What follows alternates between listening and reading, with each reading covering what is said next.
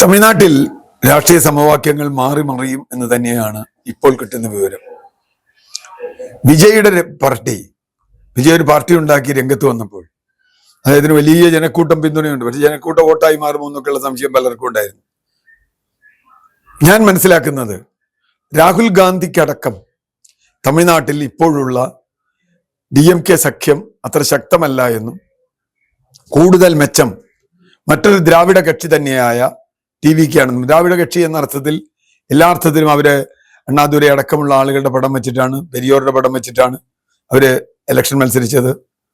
കൃത്യമായും BJPയുമായി അകലമുണ്ട്, ഞങ്ങൾ കേന്ദ്രത്തിലെ സർക്കാരിനെ പിന്തുണയ്ക്കുന്നില്ല, പിന്തുണച്ചിരുന്നെങ്കിൽ തകർന്നു തന്നെ എന്നുറപ്പ് പറഞ്ഞിട്ടാണ്.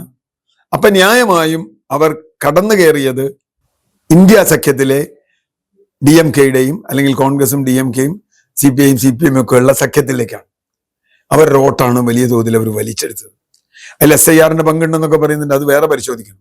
എന്തായാലും TVKക്ക് വലിയ തോതിൽ വോട്ട് കിട്ടിയെന്ന് മാത്രമല്ല DMKയുടെ ശക്തി കേന്ദ്രങ്ങളിൽ അവർ DMKയെ തോൽപ്പിച്ചു. DMK മുന്നണിക്ക് പരാജയപ്പെട്ടു. DMK മുന്നണി ഇതിനു മുമ്പ് പരാജയപ്പെട്ടുള്ളത് ADMKയോടാണ്. അത് പതിവാണ്, DMK മാറൽ. ഇതിപ്പോ ഒരു മൂന്നാം കക്ഷിയുടെ വരവാണ്. AIDMK ഇപ്പോൾ BJPയുടെ സഖ്യകക്ഷിയാണ്.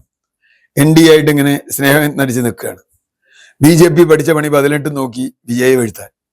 പക്ഷേ വിജയ് വഴങ്ങിയില്ല, BJPക്ക് വഴങ്ങിയില്ല.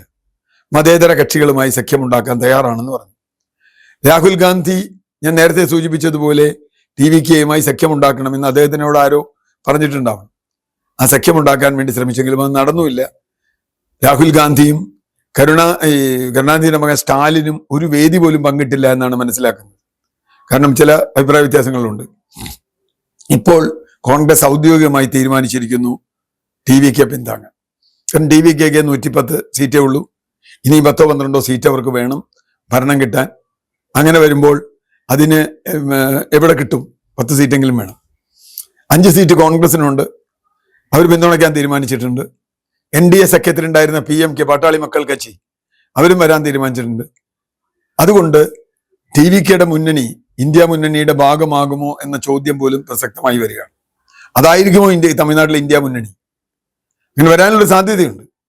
മാത്രമല്ല TVKയുടെ പല നയങ്ങളെ സംബന്ധിച്ചും നമുക്ക് വല്ല അഭിമാനമുണ്ട്. കാരണം പൊതുമണ്ഡലത്തിൽ ജനറൽ സീറ്റിൽ 27 ദളിത് സ്ഥാനാർത്ഥികളെയാണ് അദ്ദേഹം മത്സരിപ്പിച്ചത്. തമിഴ്നാട്ടിലെ ജാതി രാഷ്ട്രീയത്തിന്റെ കൃത്യമായ മർമ്മം അദ്ദേഹം കണ്ടു. തിരുമാവളവനെ പോലെയുള്ള ആളുകൾ, ദളിത് VCK പോലെയുള്ള കക്ഷികൾ വിജയെ സ്വാഗതം ചെയ്തിട്ടുണ്ട്. അങ്ങനെ വരുമ്പോൾ ഒരു പുതിയ സമവാക്യം തമിഴ്നാട്ടിൽ ഉണ്ടാവാം. അതിൻ്റെ ഒരു ഗുണഭോക്താവ് യഥാർത്ഥത്തിൽ ചെറിയ കക്ഷികളാണ് ഗുണഭോക്താക്കളായി വരിക. കോൺഗ്രസ് ആണ്. ഇടതുപക്ഷം ഇന്ന് ആലോചിച്ചുകൊണ്ടിരിക്കുക, CPI ഇന്ന് ആലോചിക്കുന്നുണ്ട്, CPM ചിലപ്പോൾ തീരുമാനിക്കും. അങ്ങനെ വരികയാണെങ്കിൽ DMK മാറി TVKയുടെ നേതൃത്വത്തിലുള്ള ഒരു ഇന്ത്യ മുന്നണി പോലെ ഒരു മുന്നണിയായിരിക്കും തമിഴ്നാട്ടിൽ ഉണ്ടാവുക. മറുവശത്ത് ADMK NDA മുന്നണിയുണ്ട്. പക്ഷെ ADMK പോലും വേണമെങ്കിൽ പുറത്തുനിന്ന് സപ്പോർട്ട് ചെയ്യാം എന്ന് പറയാണ്. അപ്പൊ അവർ NDA മുന്നണിയിൽ പിന്നെ നിൽക്കാൻ പറ്റില്ല. കോൺഗ്രസ് നടക്കുന്ന സർക്കാരിനെ പിന്തുണയ്ക്കുന്ന ADMK ഇങ്ങനെ പിന്നെ NDA മുന്നണിയിൽ നിൽക്കുക. അപ്പോ ഇങ്ങനെ ഇപ്പോഴുള്ള സമവാക്യങ്ങളിൽ വലിയ മാറ്റങ്ങൾ വരാൻ സാധ്യത വരുന്ന ഒന്നാണ്. ഇതിന് സന്തോഷകരമായൊരു കാര്യം, അങ്ങനെ വരുമ്പോഴും BJP അവിടെ ഒറ്റപ്പെടുമെന്നുള്ളത്. BJPക്ക് കടന്നു കയറാൻ പറ്റാത്തൊരവസ്ഥ വരും. TVK ഇപ്പൊ പുതിയ പാർട്ടിയാണ്, ഒരു സംഘടന ഉണ്ടാക്കണം. മാത്രമല്ല ചെറിയ കക്ഷികൾക്ക് വേറൊരു ഗുണമുണ്ട്, അവർക്കൊക്കെ ഭരണത്തിൽ പങ്കാളിത്തം കിട്ടും. ഇപ്പൊ DMKയും ADMKയും ഒക്കെ ഭരിക്കുന്ന കാലത്ത് സഖ്യകക്ഷികൾക്കൊന്നും സ്ഥാനം ഉണ്ടായിരുന്നില്ല. സഖ്യകക്ഷികൾക്കൊന്നും മന്ത്രി പദവിയോ വേറെ ഒരു പദവിയോ കിട്ടിയിരുന്നില്ല. ഇപ്പോൾ അങ്ങനെയല്ല. ഇപ്പൊ കോൺഗ്രസിന് മന്ത്രി പദവി കിട്ടും, PMKക്ക് കിട്ടും, CPIയോ CPMോ അതിൽ ചേർന്നാൽ അവർക്ക് കിട്ടും. അപ്പോ ഒരു കൂട്ടുകക്ഷി മന്ത്രിസഭ തമിഴ്നാട്ടിൽ എന്തായാലും അനിവാര്യമാണ് എന്ന് വന്നിരിക്കുന്നു. ഇതുവരെയുള്ള ഏകകക്ഷി മന്ത്രിസഭയിൽ നിന്ന് കൂട്ടുകക്ഷി മന്ത്രിസഭയിലേക്ക് പോകും.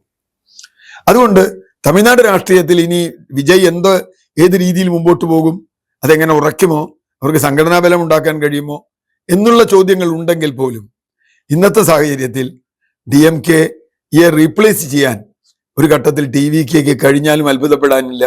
DMK ഒറ്റപ്പെടാനാണ് സാധ്യത. അങ്ങനെ ഒരു രാഷ്ട്രീയ സാഹചര്യമുണ്ട്.